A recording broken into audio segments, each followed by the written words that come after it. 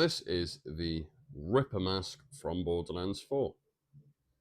Currently, it's in the priming stage, but I'm hoping to have it all finished for Sunday and with the video up on YouTube. So it's not too bad.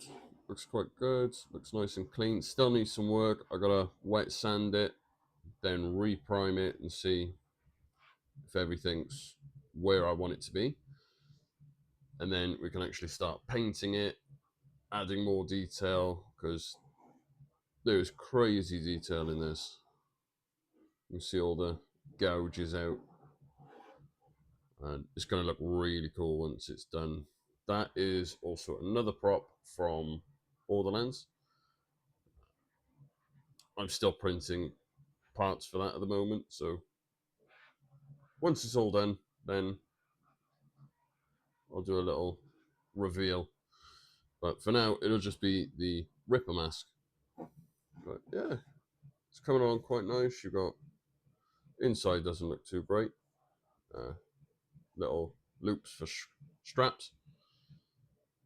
But yeah.